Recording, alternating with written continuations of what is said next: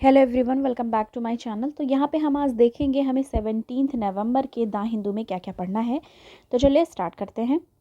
देखो first page पे ही हमारा क्या यहाँ पे दिख रहा है, UNSC seeks humanitarian pause corridor in Gaza. तो इसके बारे में हम देखेंगे कि क्या कहा जा रहा है। दूसरा क्या दिखाया जा रहा है यहाँ पे, Biden Xi restore military ties but remain apart on wider flash point on Taiwan.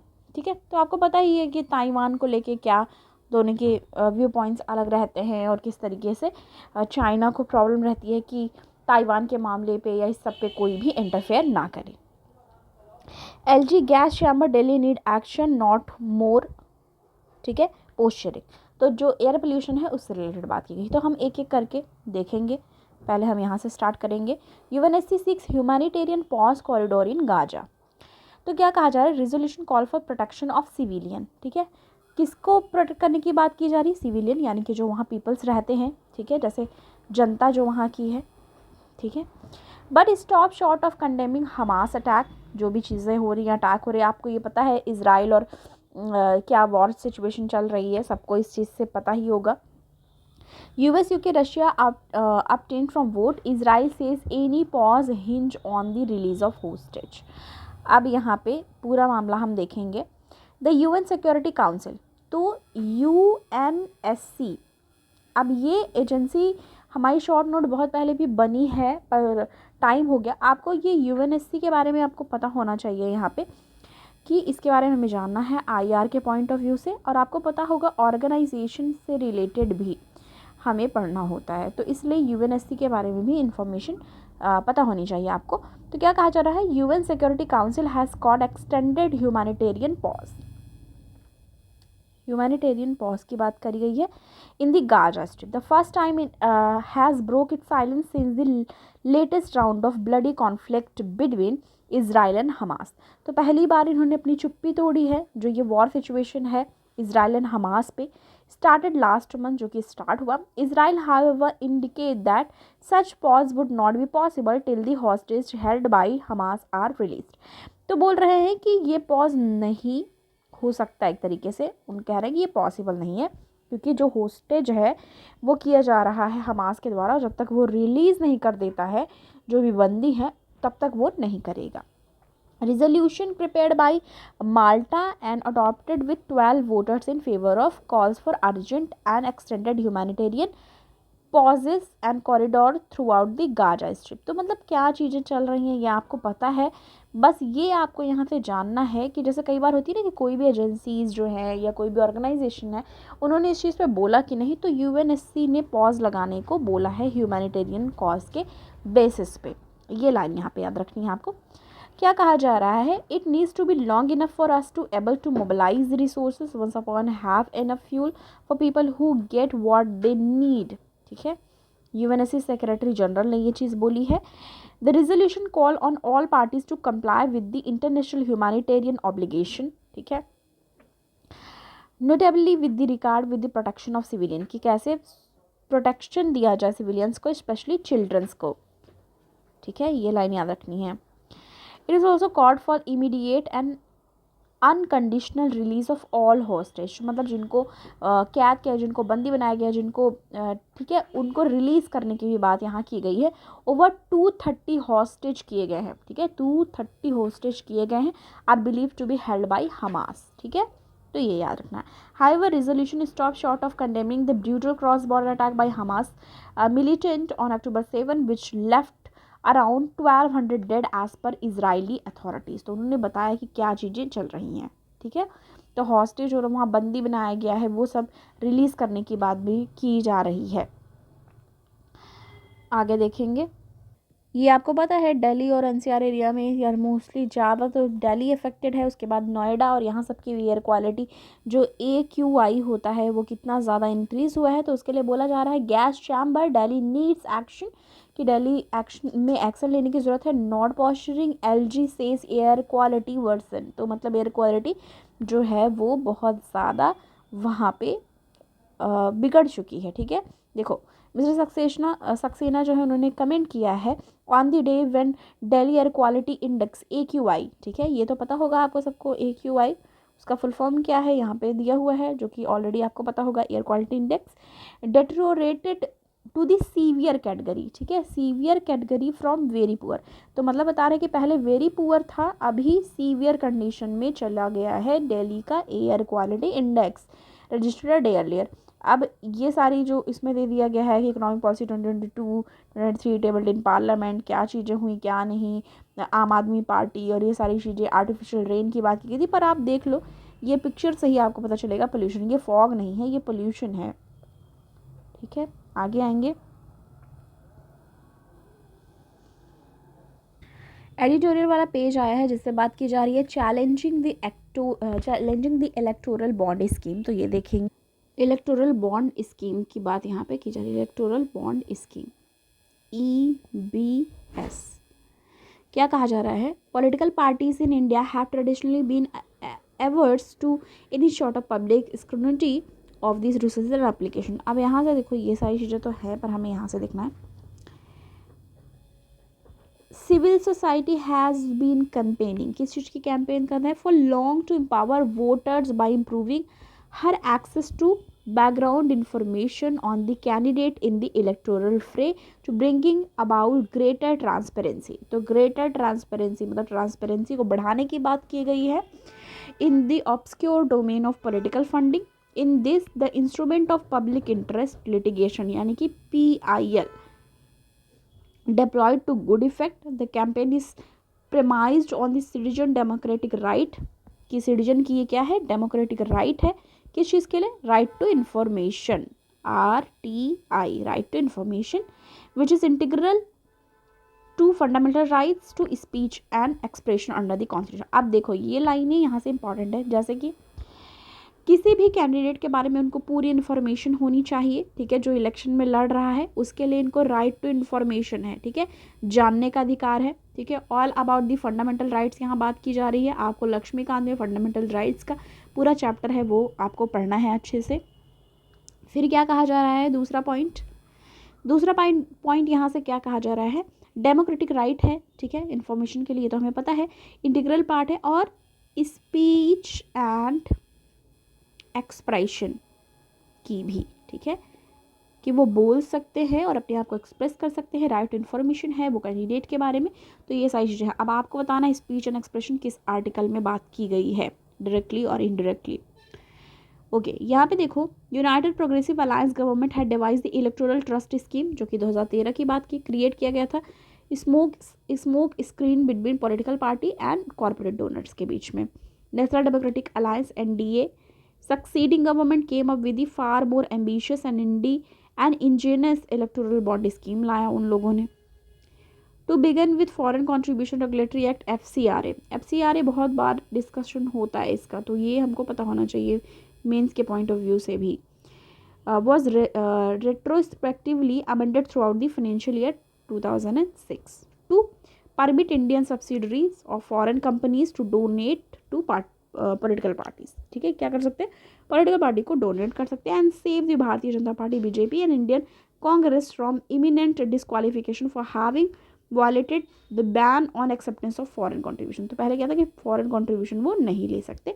This was the followed by overhaul of regulatory framework comprising representation of people act, RPA act की बात हो रही है, income tax, Reserve Bank of India Act through the Finance Act of 2007 despite stringent protest from RBI, Election Commission of India and opposition parties। पूरा यहाँ पे सारी चीज़ें यहाँ पे डिस्कस हुई हैं, जैसे कि आर्टिकल 19(1) राइट टू नो की बात करी जा रही है। देखो यहाँ पे ये सब प्रीलिम्स में भी पूछता है। The petition contended that these amendment infringe citizen fundamental right to know। तो जानने का अधिकार सबको है, जो कि under article 19(1) sub clause A में आता है, were not saved by any of the permissible restriction under article 19 sub clause 2। Amendment to FCRA effect through the Finance Act of 2016 were also imposed। तो मतलब ये है, और इस पूरी बातें जो करी हुई है वो कमल कांत जसवाल जी ने की है, जो कि प्रेसिडेंट है common cause and formal secretary किसके, गवर्नमेंट ऑफ इंडिया के। बॉन्ड जो है उसकी बात की जाए, इलेक्टोरल बॉन्ड के बारे में बहुत बार चर्चा हुई है। आपके पीएस आपका ऑप्शनल होगा तो भी आप जानते हो, या फिर लक्ष्मीकांत से या कोई अदर आप पॉलिटिकल साइंस की बुक्स या फिर कहीं से नोट्स अरेंज किया होगा तो इलेक्टोरल बॉन्ड के बारे में इंफॉर्मेशन आपको ऑलरेडी होगी। क्या कहा जा रहा है, over time electoral bond have become favoured mode of political donation. तो इलेक्टोरल बॉन्ड क्या बना, अब बॉन्ड आपको पता है ना, बॉन्ड साइन होता है कई बार तो पैसे को लेके भी करते हैं ना, मनी को लेके। तो वही बात यहाँ पे कही जा रही है कि electoral bond have been favoured mode of political donation. Political donation देते हैं ना, डोनेशन जैसे कई बार क्या होता है वो अपना प्रचार करते हैं, बहुत ह्यूज लेवल पे करते हैं, ठीक है, इकट्ठा होते हैं, तो ये सब डोनेशन जो है political donation. Bond worth 13,791 crore have been sold in 27 tranches until July 2023। तो कितने लेवल के इलेक्टोरल बॉन्ड हो चुके हैं ये आप देख सकते हो। तो ये पूरे डेटा इतना याद रखने की ज़रूरत नहीं है। With the constitutionality of electoral bond being contested more strongly, the citizen must push for a non-level playing field in the next round of the election. Next आ जाएंगे हम। Government has also stressed the imperative of protection, donor anonymity, the hope में क्या कहा जा रहा है, dependency of PIL। पता है PIL क्या है, ठीक है। लिटिगेशन की बात हो रही है, have been marked by rare interludes of activity and long stretches of the somnolence. और यहाँ पे क्या कहा जा रहा है, having regard the strength of case against scheme and supreme court. यहाँ कहा जा रहा है scope of right to freedom of speech and expression. क्या चीज़ की बात हो रही है, freedom of speech and expression and empowering voter to make inform choice. One may hope that next round of election will be contested on the reasonably level playing field. अब देखो all about क्या है कि आपको candidate के बारे में information होनी चाहिए, ठीक है। और हालांकि वो लोग मैनिफेस्टो निकालते हैं पार्टी को लेके कि कौन क्या कर रहा है, क्या जैसे बीजेपी अपना मैनिफेस्टो लगाती है, कांग्रेस अपना, कि वो क्या करेंगे नेक्स्ट 5 ईयर्स में। पर हमें कैंडिडेट के बारे में भी फुल अवेयरनेस होनी चाहिए कि वो किस तरीके से काम कर सकता है। आगे आए जाएंगे, टेस्ट एंड कॉन्टेस्ट वाले पेज पे हम आ चुके हैं। ऑन दी सब कैटेगराइजेशन विद द कास्ट। अब आपको एक बात पता होगी, बिहार में कास्ट सर्वे और ये सब को लेके भी इतने दिन से चर्चा चल रही है। और यहाँ पे बात क्या हो रही है, ऑन दी सब कैटेगराइजेशन विद इन कास्ट। देखो पहले कास्ट होती है ना कि बहुत सारी कास्ट हो गई, अब उन कास्ट में भी सब कैटेगराइजेशन की बात करी जा रही है, मतलब कास्ट के अंदर भी कास्ट, समझ गए, सब कैटेगराइज करने की बात की जा रही है। जैसे हम कोशिश पढ़ते हैं ना कि 0.1 है ये, फिर 0.1 का ए है, ठीक है। अब हम क्या पढ़ें, 0.1 ए का भी एक्स, ठीक है, वाई, इस तरह की बात यहाँ पे की जा रही है। आगे देखेंगे क्या कहा जा रहा है। Prime minister Narendra Modi promise to look into the sub categorisation of scheduled caste. तो ये किसकी बात की जा रही है, सब कैटेगराइजेशन, शेड्यूल्ड कास्ट, एससी की बात की जा रही है। To identify and help the most backward, जो मोस्ट बैकवर्ड हैं उनको हेल्प के लिए, help the most backward among them, a move that has been regard as the attempt to woo the Madiga community. ये कम्युनिटी को याद रखना है आपको कि अगर प्रीलिम्स में पूछ ले तो हमें पता होना चाहिए कि सब कैटेगराइजेशन की अगर बात की जा रही है एससी कैटेगरी यानी कि शेड्यूल कास्ट में, तो वो किसके बारे में की जा रही है, being read as an attempt to woo and Madiga community की बात की जा रही है। ओके, एक चीज़ आपको और यहाँ पे याद रखनी है कि जो ये कैटेगराइजेशन की बात हो रही है, करेक्ट, अब जैसे ये सारी चीज़ें हो रही हैं तो क्रीमी लेयर्स की भी बातें होती हैं। जैसे अब यहाँ पे एक लाइन यूज़ हो रही है, यहाँ पे देखो मोस्ट बैकवर्ड, ठीक है। तो कास्ट जैसे कोई भी कास्ट है, ओबीसी है, एससी एसटी है, कहीं पे भी कोई भी कास्ट है, तो उसमें कई लोग तो सक्षम होते हैं पर कई लोग नहीं सक्षम होते। तो रिजर्वेशन का भी फ़ायदा कई बार वो उठा लेते हैं जो सही कंडीशन में होते हैं, और जो नीडी पीपल हैं जिनको ज़रूरत है वो वंचित रह जाते हैं। तो इसकी भी बात या ये पॉइंट भी हम कहीं ना कहीं लिख सकते हैं या बता सकते हैं।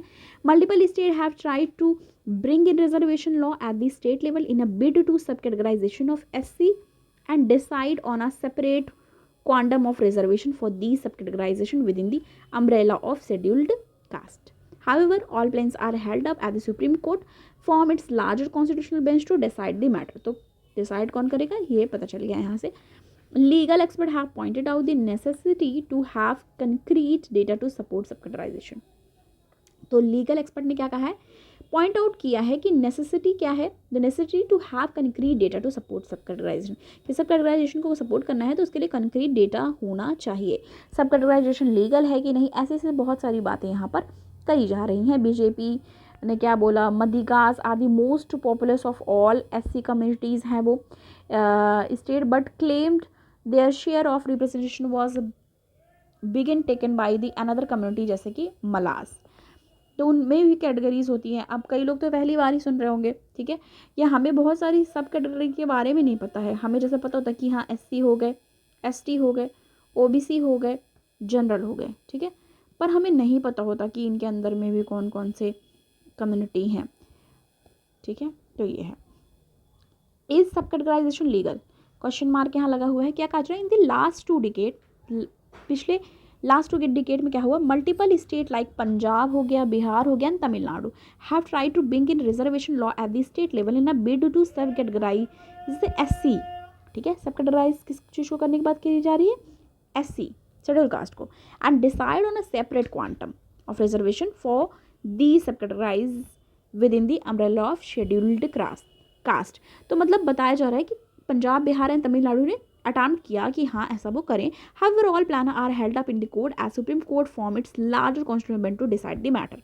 तो क्या होगा, जो प्लान है वो कोर्ट में है, सुप्रीम कोर्ट पे है कि वो डिसाइड करेगी.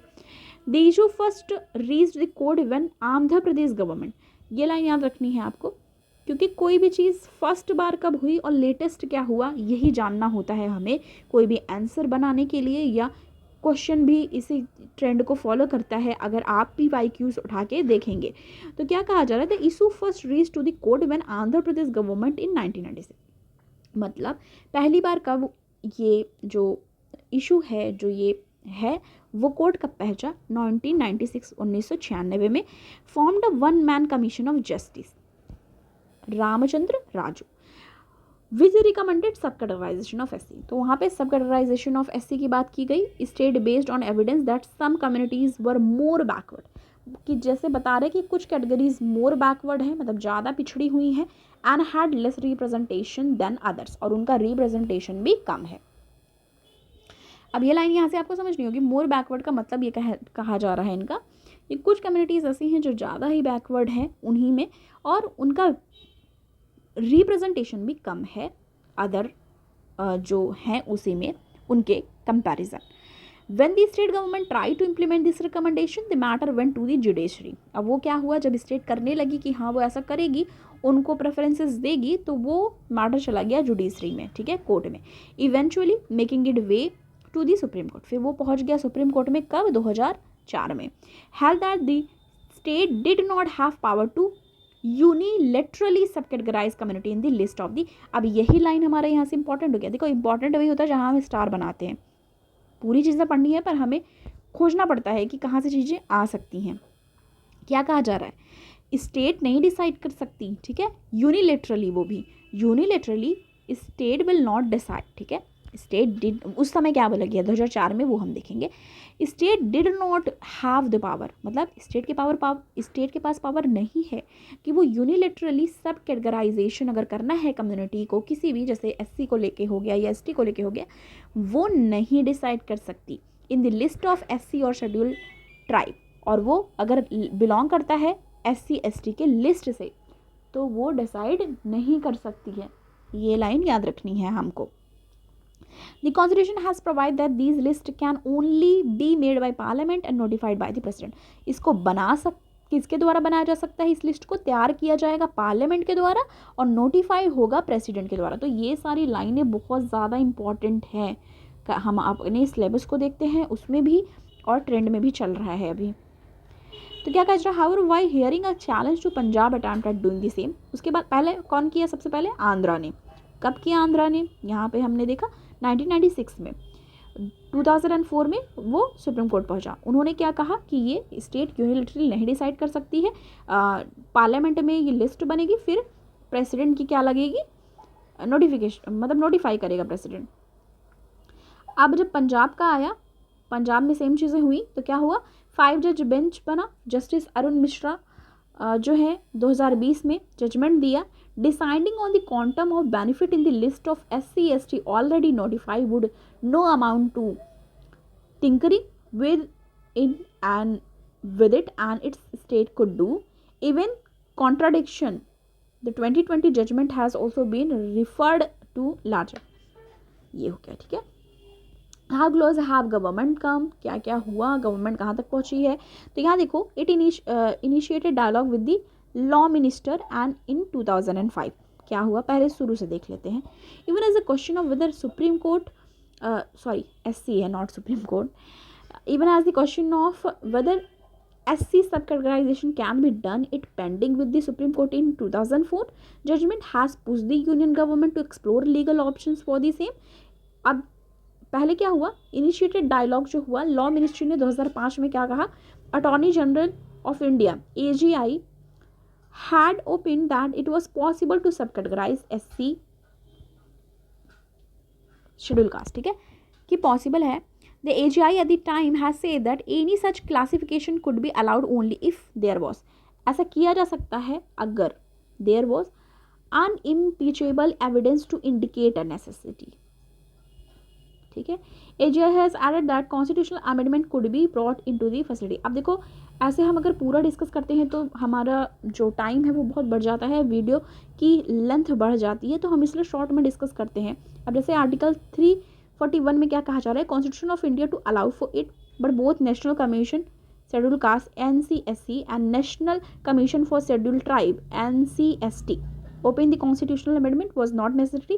They say article 16 subclause 4 of constitution already provide for state to create a special law for any backward caste. देखो, आप स्टेट जो है वो सब कैटेगराइजेशन नहीं कर सकती, वो तो है, पर ऐसा मेंशन किया गया है आर्टिकल 16 सब क्लॉज 4 में कि कॉन्स्टिट्यूशन में ऑलरेडी ये प्रोवाइड किया गया है कि जो स्टेट है वो स्पेशल लॉज ला सकती है, ठीक है, किसी भी बैकवर्ड क्लास के लिए, अंडर रिप्रेजेंटेड, जिनको उनको लग रहा है कि वो उनको लग रहा है स्टेट को कि ये अंडर रिप्रेजेंटेड है, मतलब इनको उतनी नहीं मिली है भागीदारी या थोड़े पीछे हैं, तो उनमें से भी, कम्युनिटी से भी, तो वो स्पेशल लॉज ला सकते हैं, पर सब कैटेगराइजेशन करना उनके हाथ में नहीं है, यूनिलैटरली वो भी, ठीक है। What have been the argument from the justice Raju commission. अब ये देखो, हमको यहाँ से याद रख लेना है, OBC का हम जान गए कि किस कमीशन के बारे में बात हुई थी, ये आपको कमेंट सेक्शन में बताना है।